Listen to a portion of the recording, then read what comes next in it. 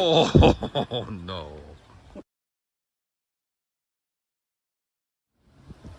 What's going on, guys? This is Jake with Stony RC. This is a new X-MAXX build my brother was doing. Just kind of wanted to show it all off. It's an XMAXX Ultimate. He put the wide kit on, all new arms and everything like that too. It's different colors. It's got hot racing out drives all the way around. They've been holding up really well. We did a lot of testing on this already. Tires are still the belted Trexus ones. They've been working pretty well. We just had to, kind of reglue in a couple spots as they come apart. And then this is his new body he just got. This Basher's design, or Basher bodies. What one is this? Do you remember? I don't remember which one it is. Maybe? Yeah, but anyways, and then he put all these stickers on that he did. So it looks pretty good. It's a pretty cool top. Really thick. Like it's definitely, and it mounts just with your normal mounts for the XMAXX. So yeah, we're gonna pop the top off here and see what we got inside.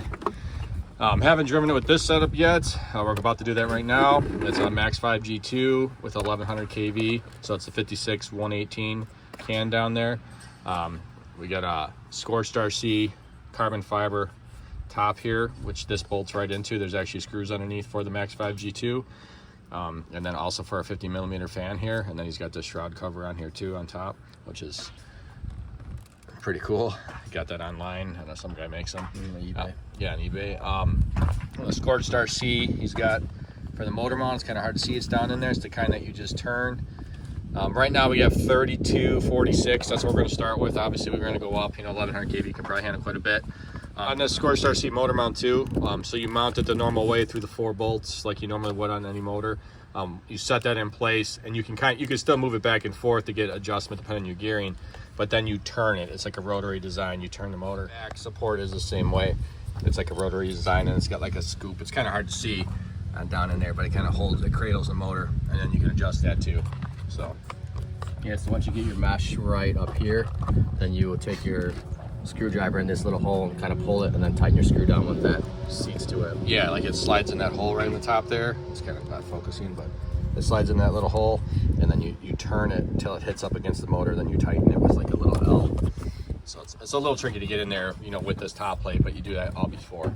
So, and then also this is, I don't know what company this is. This like came with RSS. the aluminum one I originally had. Yeah, it's like a RSSX or something, or K Yeah, or something like the that. guy from online. eBay who sells like the aluminum ESC plate came with this piece, which is really nice. And this is actually screwed on. It's not just sticky, it's screwed onto this plate underneath.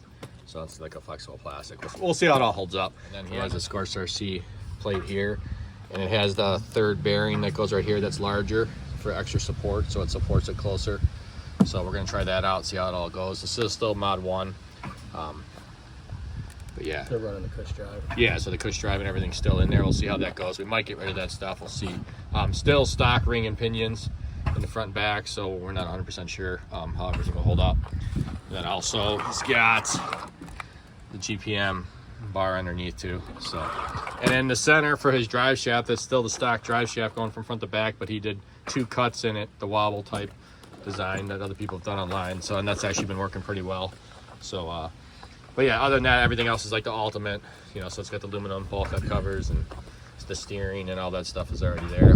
His servo is a No Superior Design RS1 servo, so it's like, we turned the voltage up on this, so it's like 1,000 ounces or something like that. It's pretty good. It's a 10 scale servo though, or A scale, I guess.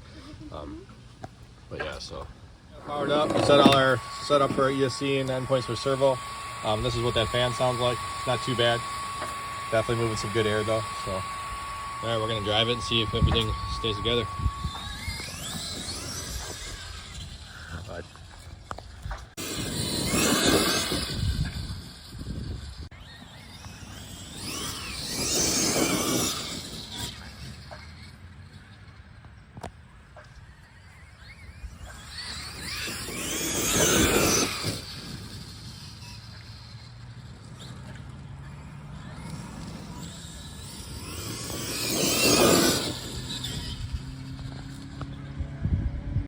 So it's pulling pretty good, guys. The gear ratio is like 1.43. And this motor can probably do a little more than that. We'll see what the temps are. I got my temp gun out here. I don't have any way to do the actual speeds it's pushing, but it's definitely faster than max gearing in stock form, like where they say it does 50. It's definitely going faster. Oh yeah, it's cool. And this grass is thick. It's pretty deep, so it's not the best place, but it's a realistic place where you're gonna drive. 3246. It's moving. Yeah. Oh yeah, and it pulls hard. There's a lot of power in that motor. It's a huge difference. Yeah, it's cooking, man. But we're trying to do a gearing where you got good power, good speed, you can do everything, you know, where you don't have to have that crazy fans, and you can still, because we plan on jumping and doing everything like that. We're not, this isn't just a pretty truck, so we need a good balance. So that's what we're testing out to figure out if this setup will work. I know, like I said, there really wasn't much with that 56-118 out there. Yeah, nobody runs that 1100. Yeah, so it's a lot of 5687, so it's new trying to figure out if this is going to be too much or not. This is a good can.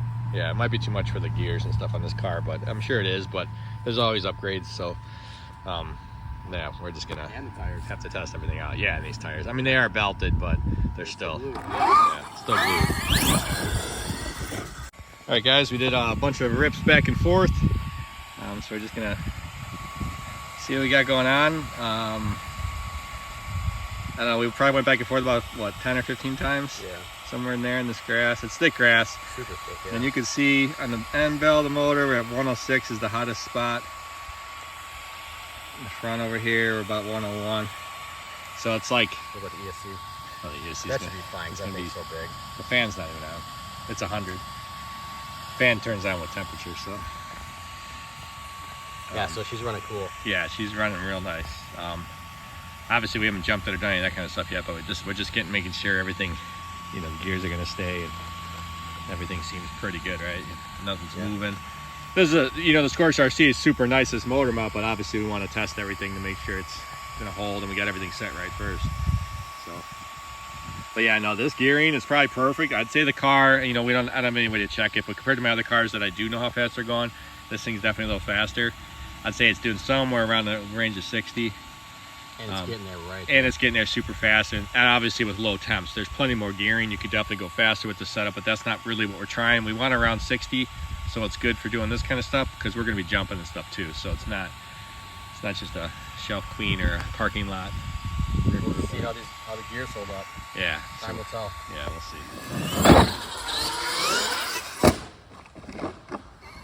Oh, the top still comes off. Yeah, the top still comes off, even with that rigid top.